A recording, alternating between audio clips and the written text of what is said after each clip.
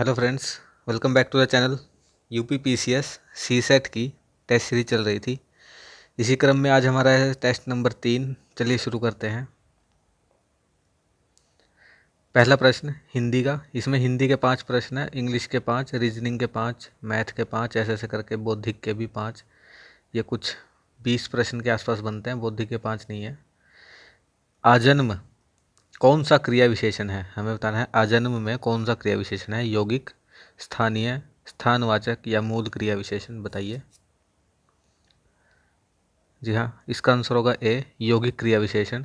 इस पेपर के बाद आप साथ साथ करते रहिए और इसके बाद आपका स्कोर कितना हुआ मुझे ज़रूर बताइए। आजन्म यौगिक क्रिया विशेषण है ऐसे क्रिया विशेषण जो किसी दूसरे शब्दों के में प्रत्यय या पद आदि लगने से बनते हैं, उन्हें यौगिक क्रिया विशेषण कहते हैं। जैसे रात भर, बधुआ, बहुधा, यहाँ वहाँ, खाते पीते। दूसरे हैं स्थानीय, जैसे ऐसे शब्द भेद जो बिना अपने रूप में बदलाव किए किसी विशेष स्थान पर आते हैं, उन्हें स्थानीय क्रिया विशेषण कहते हैं। स्थानवाचक कौन से होते हैं? वे शब्द जो क्रिया के घटित होने के स्थान का बोध कराते हैं। और मूल क्रिया विशेषण होते हैं दूसरे शब्दों में प्रत्यय लगाए बिना, अर्थात जो शब्द दूसरों शब्दों से मिलकर नहीं बने होते, उन्हें मूल क्रिया विशेषण कहते हैं। ये विशेष क्रिया विशेषण की डेफिनेशन है, आप पढ़ सकते हैं। दूसरा प्रश्न, प्रगल्भ शब्द का अर्थ क्या है? डर, उत्साह, अर्भक या होशियार, बताइए। जी हाँ, सही आंसर होगा इसका होशियार। दिए गए विकल्पों में से प्रगल्भ का सही अर्थ है होशियार। इसके प्रगल्भ के और भी पर्यायवाची हैं, जैसे उत्साही, साहसी, निर्भय, निडर, धृष्ट, निर्लज्ज, अभिमानी, अहंकारी और घमंडी। दूसरे जो शब्द हैं जैसे डर का भय, उत्साह का उमंग और अर्भक का मूर्ख। निम्नलिखित में से कौन सा कथन अयोगवाह शब्द से संबंध नहीं है? अयोगवाह से संबंध नहीं है कौन से कथन का?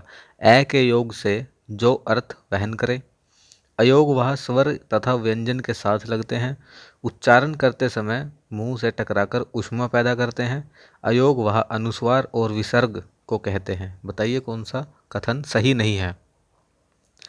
जी हाँ, इसका सी कथन जो है वो सही नहीं है। उन्हें ऊष्म शब्द कहते हैं, व्यंजन कहते हैं, जो उनसे देखिए उच्चारण करते समय मुंह हवा से टकराकर ऊष्मा पैदा करती है, उन्हें ऊष्म व्यंजन कहते हैं। जैसे कि श, श, स और ह।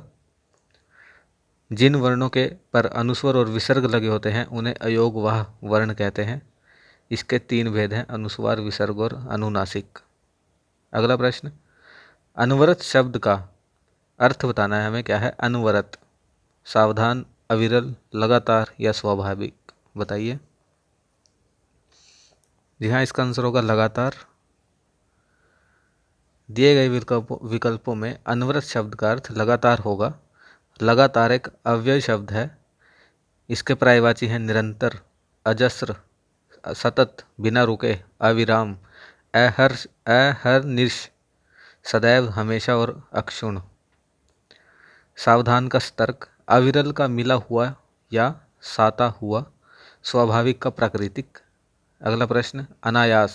अनायास का अर्थ हमें बताना है। अनायास का खूब मेहनत का, बिना मेहनत का, थोड़ी मेहनत का या सबकी मेहनत का, बताइए। जी हाँ, इसका सही आंसर होगा बिना मेहनत का।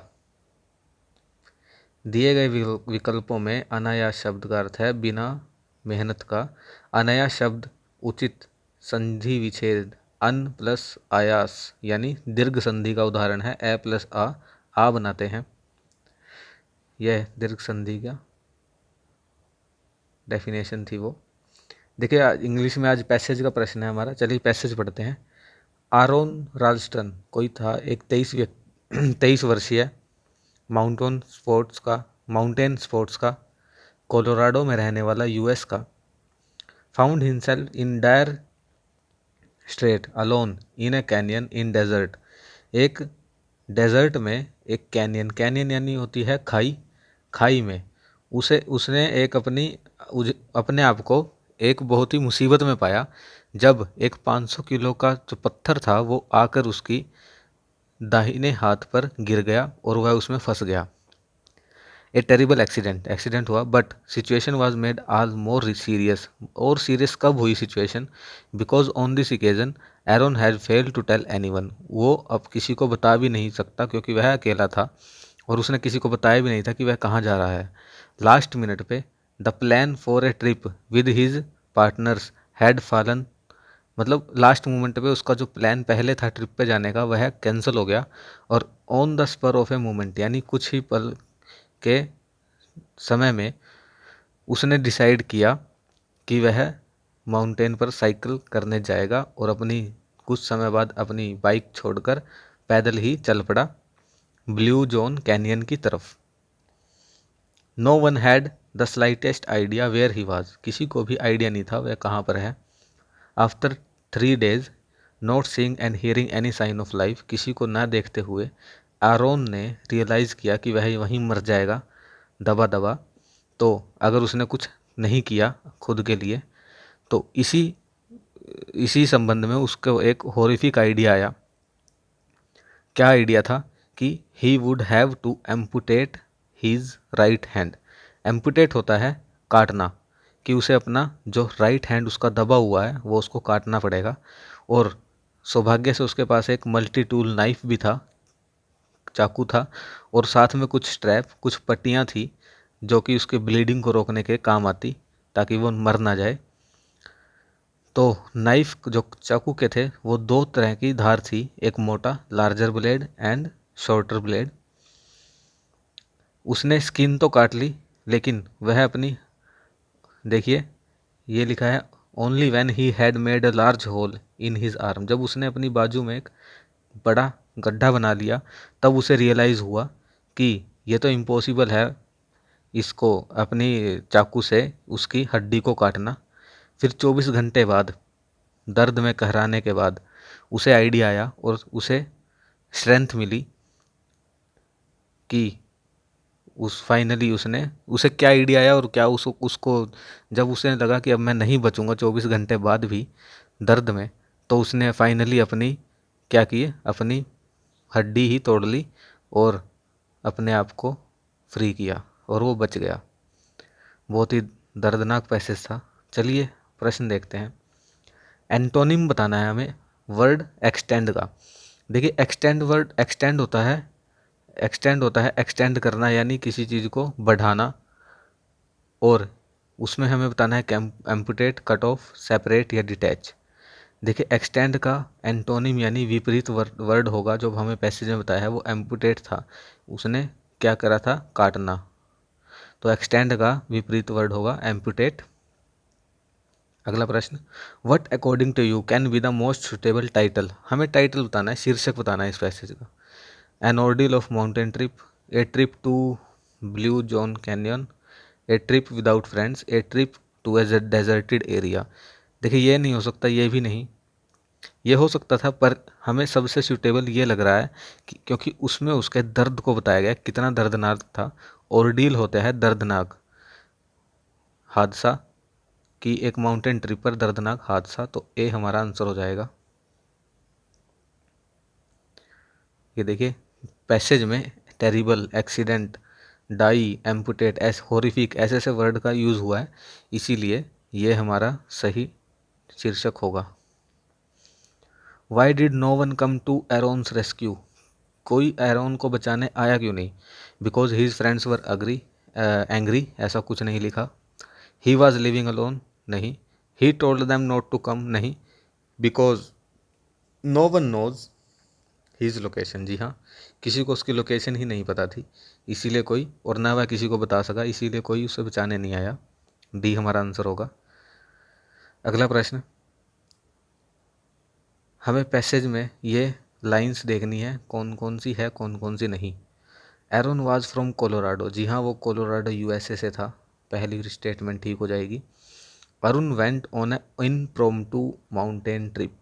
देखिए इम्प्रोम्प्टू होता है सडन, मतलब एकदम झटके से उसके को दिमाग में आया कि मुझे वहाँ जाना चाहिए और वो चल दिया बिना किसी तैयारी के, इम्प्रोम्प्टू होता है वो। तो जी हाँ पहला भी सही होगा, दूसरा भी सही क्योंकि वो एकदम से माउंटेन ट्रिप पर गया था। उसके दोस्तों ने उसे बचाया नहीं। Aaron cut his harm bone with a blade, उसने अपनी हड्डी एक ब्लेड से काटी नहीं, उसने तोड़ी थी। तो हमारा ए और बी आंसर होगा सी। यह इसकी व्याख्या है, आप पढ़ सकते हैं। What does the author mean with the phrase on the spur of the moment. देखिए पैसेज में एक लाइन थी on the spur of the moment, जब उसके दोस्तों का ट्रिप कैंसिल हो गया तो on the spur of the moment उसने सोचा कि मुझे माउंटेन्स पर जाना चाहिए। तो उसका मतलब था कि कुछ ही पल के समय में एकदम से उसको आइडिया आया।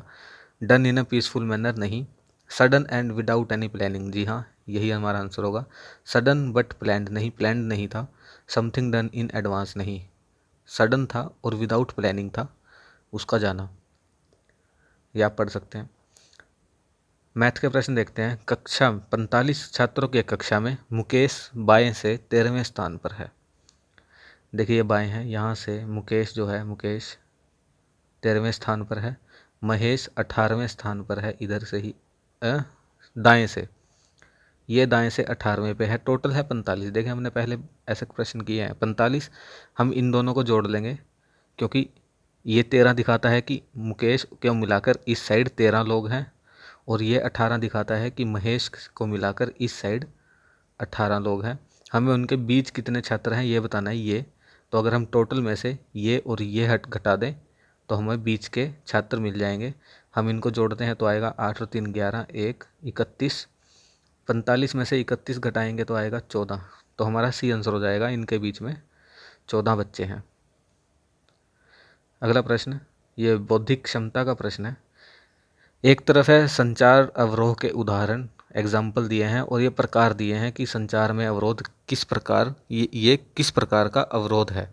देखिए जैसे पहले अगर हम ऑप्शन देखें, एक अखबार में अस्पष्ट मुद्रण, अखबार में अस्पष्ट मुद्रण हुआ है, कोई चीज़ गलत छपी है, तो यह भौतिक अवरोध का उदाहरण है क्योंकि भौतिक काम हुआ है कुछ।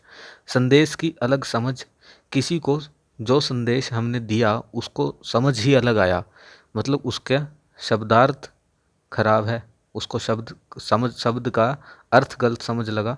तो ये 2 बी हमारा 4 से हो जाएगा। डी हम देखते हैं, कुछ जातीय समूहों के खिलाफ पूर्वाग्रह है। देखिए जातीय समूह है तो ये पक्का सांस्कृतिक रूढ़िबद्धता से मेल होगा। तो सी हमारा बचा है, संदेश के निष्क्रिय दर्शकों का स्वागत। ये होगा हमारे मनोवैज्ञानिक शोर से। तो ए होगा 4 से,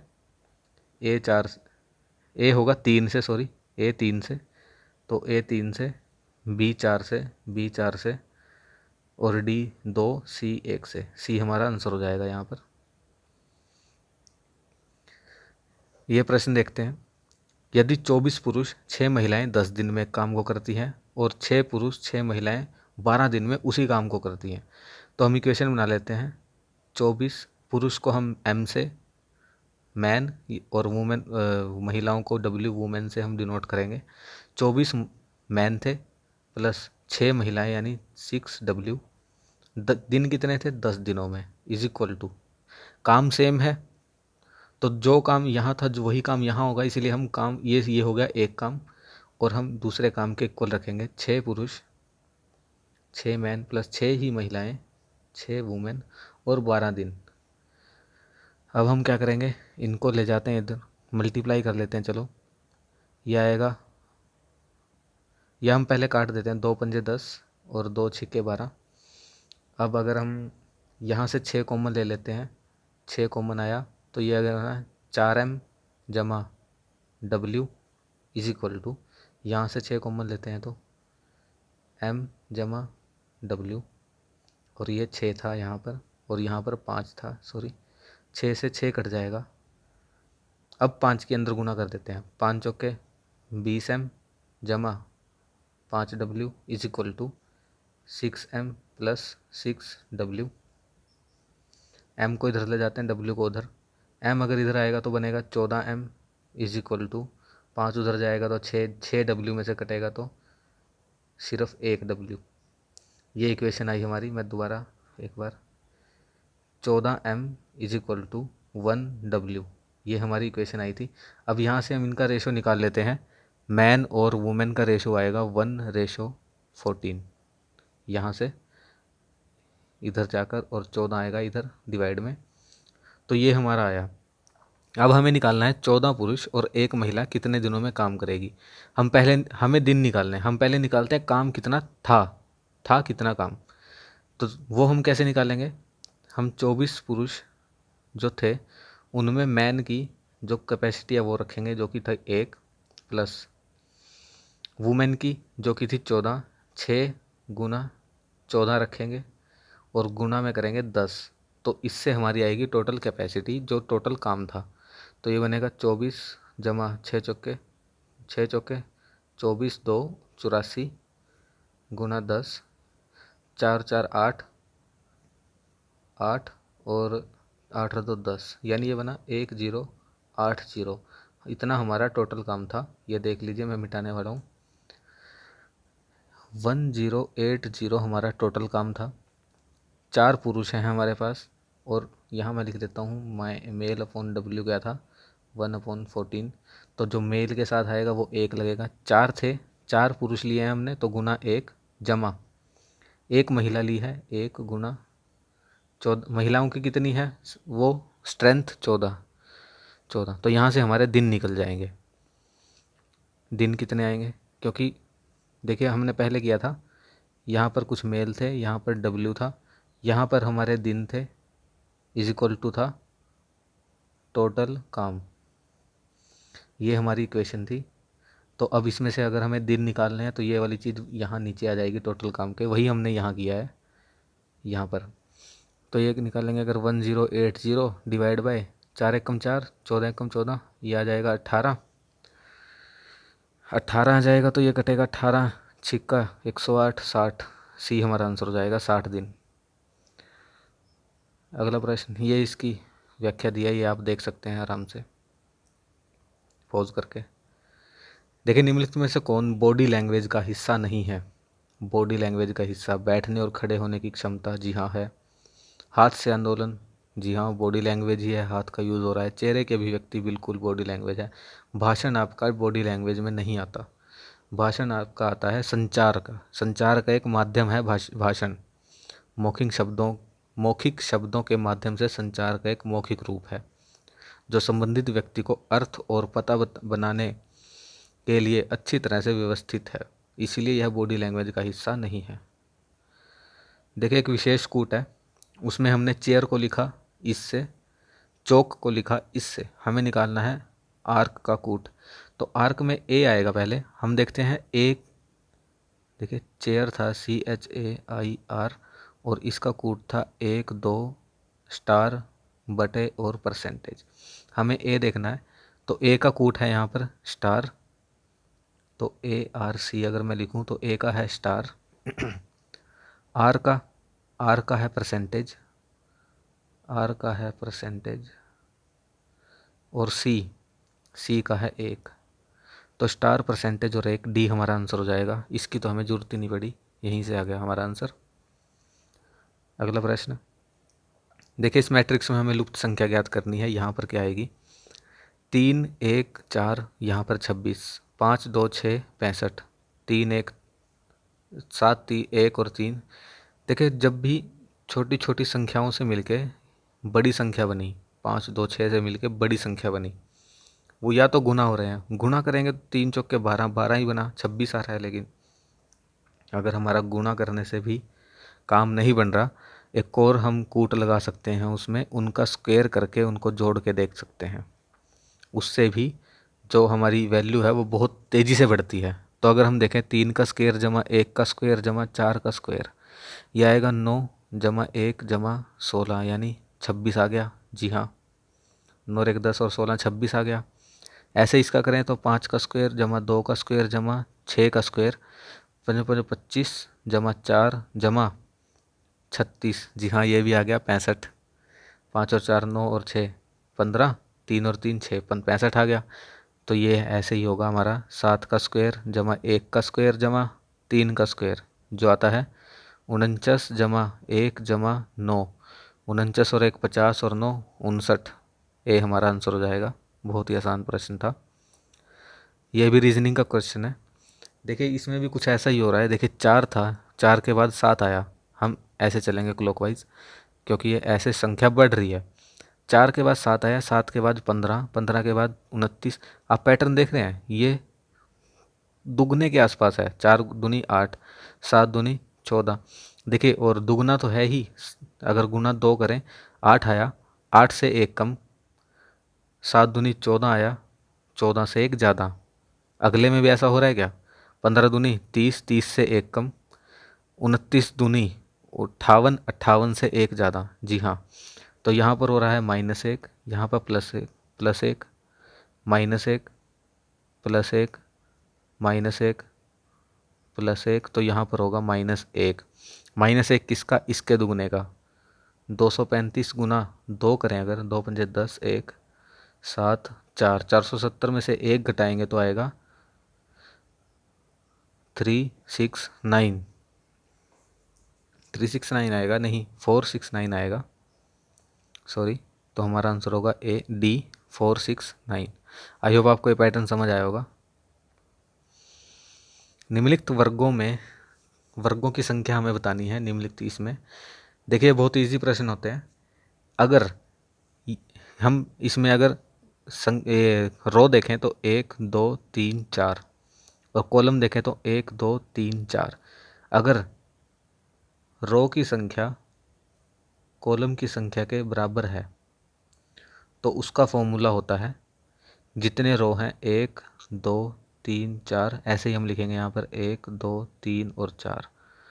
अब हम क्या करेंगे, इनके स्क्वायर करके इनको ऐड कर देंगे। 1 का स्क्वायर, 2 का स्क्वायर जमा 3 का स्क्वायर जमा 4 का स्क्वायर, तो ये आएगा 1 जमा 4, 2 दूनी 4 जमा 3 तिया 9 जमा 4 चौके 16, 9 और 1 10 जमा 4 और 16 20, यानी आएगा हमारा 30। तो जी हाँ, इसमें 30 वर्ग हैं, आप गिन सकते हैं। ये हम फॉर्मूले के बाद साथ में मैंने बता दिया। जितने रो 1 2 3 4 ऐसे लाइनें हैं, और कॉलम कितने हैं 1 2 3 और 4। अगर ये दोनों बराबर हैं तो हमारा ये फॉर्मूला होता है। अगर ऐसे ही यहाँ पर एक पाँचवा भी होता ऐसे करके, और यहाँ पर भी एक पाँचवा होता ऐसे करके, तो हम क्या करते, हम यहाँ पर +5 का स्क्वायर और कर देते। अगला प्रश्न ये इसके बारे में बताया गया है। पंक्तियाँ और स्तंभ की संख्या बराबर है। देखिए इस प्रतिक्रियाएं बतानी है हमें। सार्थक क्रम कौन सा होगा प्रतिक्रियाओं का? हमेशा, कभी कभार, कभी नहीं, आमतौर पर। इनमें हमें बताना है इनकी सार्थक क्रम क्या होगा। देखिए सब में 1 1 1 1 लिखा है, तो पक्का हमेशा, अगर सब हमेशा मतलब हमेशा ही होता है। उसके बाद का क्रम क्या होना चाहिए? कभी कभार, कभी नहीं, या आम तौर पर। जी हाँ, हमेशा के बाद आएगा आम तौर पर, आम तौर के बाद आएगा कभी कभार, कभी कभी, और उसके बाद आएगा कभी नहीं होती कोई चीज़। जैसे कोई चीज़ हमेशा हो रही है, हमेशा अगर हमेशा नहीं हो रही तो वो आम तौर पर हमेशा से थोड़ा कम, और आम तौर से थोड़ा कम होगा कभी कभार, और उससे कम होगा कभी नहीं। तो हमारा ए आंसर हो जाएगा। सॉरी गलत लिखा है, 1 4, क्या था 1 4 2 और 3, यहाँ पर ये कूट होगा यहाँ पे। अगला प्रश्न ये इसके बारे में बताया गया है। देखिए हमें बताना है 1 से 1000 तक की संख्या लिखते समय अंक जो 5 है वो कितनी बार आएगा। बहुत ही इंपॉर्टेंट प्रश्न, और इस प्रश्न में बच्चे बहुत टाइम वेस्ट करते हैं और फंसते हैं। देखिए इसे करने का एक मैं फॉर्मूला बता देता हूँ। 1 से 1000 तक, और जब भी 0 और 1 को छोड़कर कोई भी वर्ड पूछा गया, 2 3 4 5 6 7 8 9, इन वर्ड में से कोई भी पूछा गया तो ये फॉर्मूला हमारा यूज़ होगा, कारगर होगा। देखिए यहाँ से 1 से 1000 तक पूछा है। 1000 को अगर मैं लिखूँ 10 की पावर में, 10 की पावर 3 होती है 1000। जी हाँ, ये दोनों सेम चीज़ है। अब मैं इस 3 को 3 न लिख के n लिख देता हूँ कि 10 की पावर n, कुछ भी पावर हो जाए। इसका फॉर्मूला होता है n गुणा 10 की पावर n-1। ये फॉर्मूला आप नोटबुक में लिख सकते हैं। इसी फॉर्मूले से हम ये प्रश्न करेंगे। यहाँ पर हमारा 10 की पावर n की जगह था 10 की पावर 3, क्योंकि 1000 है तो 10 की पावर 3 होगा, तो अगर हम n की जगह 3 लिखें गुणा, फिर 10 की पावर क्या लिखेंगे n-1 यानी 3-1, 3 गुणा 10 की पावर 2 जो कि होता है 300। तो हमारा आंसर हो जाएगा ए, 300 बार 5 लिखा जाएगा 1 से 1000 के बीच में। अब इसी फॉर्मूले को यूज़ करके आप मेरे को बताइए कि 1 से लेके 10,000 के बीच में 9 कितनी बार आएगा। आप कमेंट बॉक्स में ये प्रश्न का उत्तर ज़रूर दीजिए। इस फॉर्मूले का यूज़ करके आपकी रिवीजन हो जाएगी। ये था आज का हमारा लास्ट प्रश्न। धन्यवाद, और अपना स्कोर भी लिखें कमेंट बॉक्स में।